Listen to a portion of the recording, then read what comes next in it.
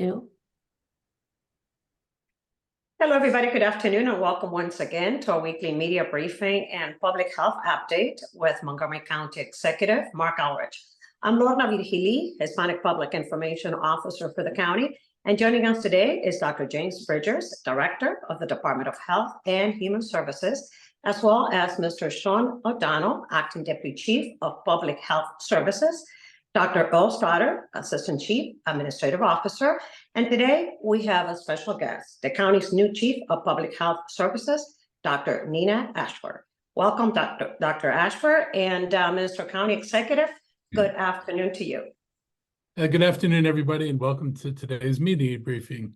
I'm joining you today from Annapolis. Earlier today, I testified on behalf of the Fair Share from Maryland Act of 2024, and this bill will do several things. It would alter the taxes expected from wealthy estates when a family member dies. It would also adjust the state income tax rates to be more progressive. Right now, our rates are not nearly progressive. And it would address low level of taxation that many corporations currently pay and increases the total state revenue while reducing taxes on the majority of households. And it closes loopholes that affect some very large corporations that pay little or no taxes. So I'd just say, the essence of this bill, though it's a tax bill, for most people, the effect of this bill would be a reduction in taxes. And for some people and businesses, it would mean an increase in taxes, but the vast majority of people would not experience that increase. And closing this kind of tax avoidance is expected to raise an extra $1.6 billion per year in new revenue for Maryland. If you've been following the discussion at the state, they're really struggling with revenues. They've found that they're no longer able to fund the Transportation Trust Fund. Other sources of revenue, like the gas tax that have been going into that fund, are in decline, and that decline is expected to continue. And so while the states had very ambitious programs like the Blueprint and very aggressive goals for early childhood education and on the environment, all of them are being challenged by the inability to raise taxes. And most legislators are not interested in raising taxes if it means increasing the taxes on residents. So we kind of face, an inflection point in how we think about things. And we can either decide we're not raising taxes at all on anybody, in which case we'll never be able to achieve the things we talk about or aspire to, or we can decide that a fair tax system that collected money from people who basically avoid paying taxes would have the twofold benefit of reducing the burden on most households, as well as providing enough money for the state to try to achieve some of the important goals that it's set for itself. We've fallen behind our neighboring states, too many others in the nation, when it comes to building a strong economy. To be competitive, we must deliver tax relief to more Marylanders and ask our successful corporations to contribute more for the good of the state overall. And making a tax code change in which we tax capital gains like income from a paycheck can go a long way toward this goal. This is, another one of the problems the state struggles with. If in Montgomery County is a great example of being tax competitive, where the secret to success, this county ranks as like second lowest in residential and lowest in commercial taxes. Obviously, there are other things that are important. And across the river, Virginia, which taxes its corporations and developers far more, and I mean far more than Montgomery County, they're able to take that money and they treat that money as an investment. They build infrastructure.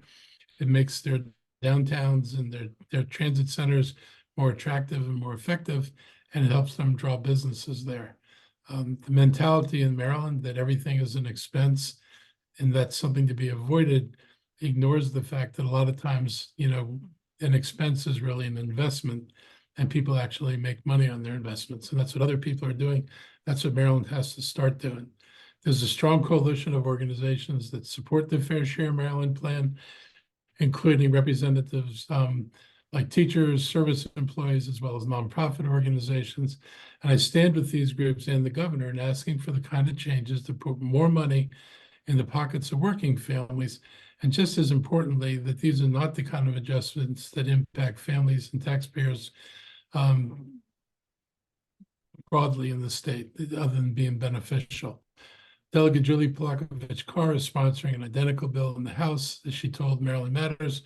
The reason this is needed is because today, the wealthiest 1% of Marylanders pay the smallest share of their income on state and local taxes. So looked at another way, what they're not paying in terms of taxes, and by them paying less than a fair share, that means the rest of us are paying more than a fair share. It's time to rectify that. Also this afternoon testimony was heard in the House on the Housing Expansion and Affordability Act. You all know I'm always looking for ways to bring innovative projects within Montgomery County in order to produce, protect, and preserve more affordable housing. It makes sense that the state's also making housing a high priority because it's such a key component in our economy. We finally have a governor who sees the value in making sure everyone can afford to live, work, and thrive in the state. Adjustments proposed in the state's Housing Expansion and Affordability Act with clear roadblocks that can prevent property owners or local property owners from being able to do projects they want to do, and that are sometimes used by local governments to prevent affordable housing projects from being added to communities across the state. On the bright side, in my time in this county, the council has not passed legislation to treat affordable housing construction differently than other kinds of construction in order to block it. It's not necessarily true everywhere else. It's important that we take steps to find ways to increase and preserve the supply of affordable housing. In Montgomery County in 2000, we had almost 43,000 affordable units.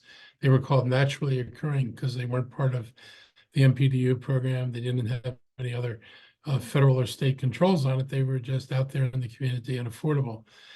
By 2020, that number had dropped to 22,000 units. That's a decrease in nearly 50% from the 43,000 units in 2000.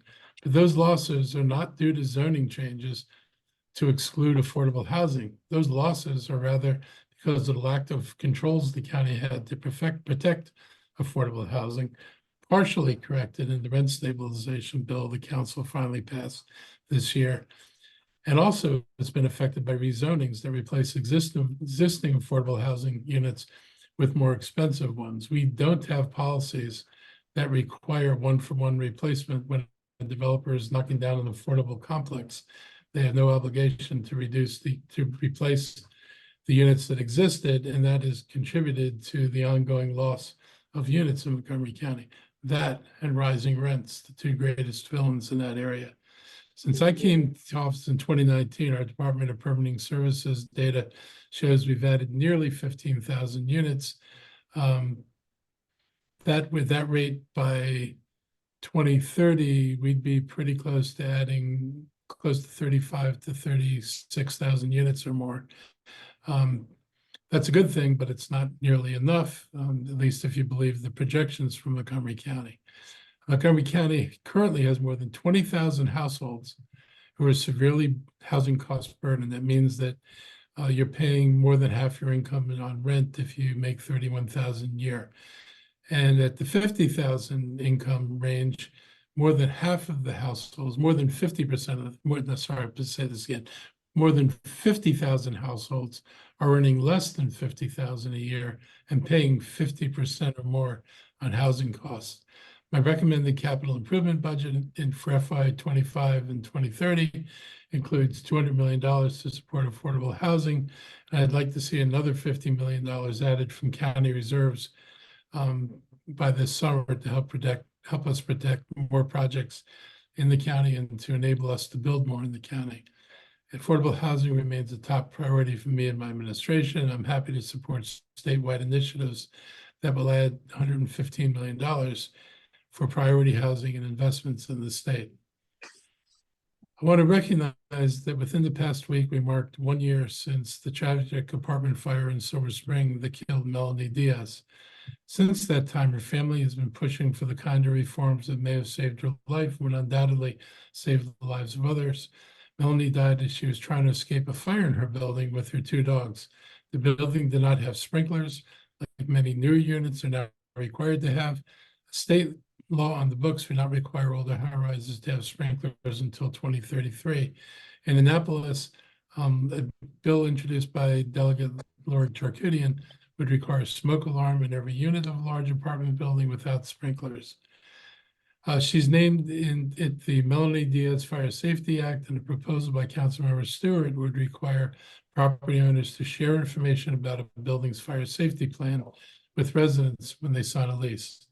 I support all of these efforts to make our community safer and prepare should such a disaster strike, and we do occasionally get fires in our high rises.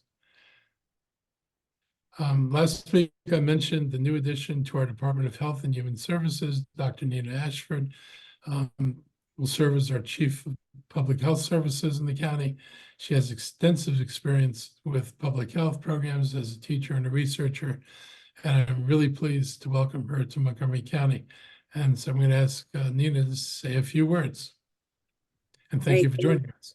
Yes, thank you for having me, and thank you, County Executive Elrich. So I'm very excited. This is day 2 on the job, and I'm excited to get to integrate it into the work and get to know the team. I do want to thank Dr. Rogers for his leadership over the past year in this role. I'm very much looking forward to the opportunity to engage with the community, hear what the most pressing needs and concerns are, and continue to deliver on the excellent portfolio of work of public health services. So I look forward to meeting many residents, community groups out there, and hearing your feedback on how we can best meet your needs and serve you. So I look forward to seeing you. So thank you, Dr. Ashford. And I'm going to turn it over to my health team, and you can ask them any questions. If you want to ask Dr. Ashford any questions in the process, feel free. So back to you, Lorna. Thank you, Mr. County Executive. Dr. Bridgers, Mr. O'Donnell, do you have any opening remarks today? Go ahead, Mr. O'Donnell.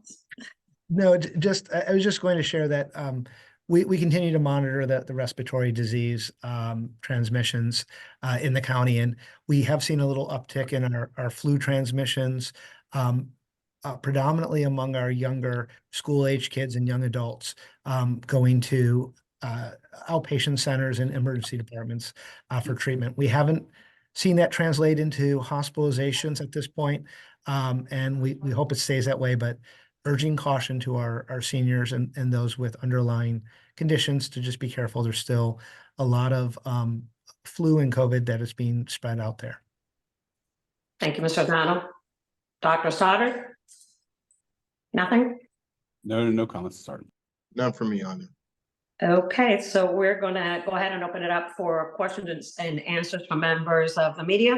Please raise your hand if you have any questions for the officials this afternoon.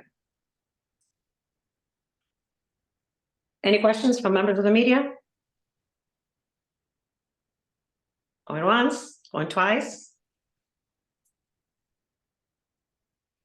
I guess not. Thank you, everybody, for joining us. Thank you, Mr. County Executive, Dr. Ashford.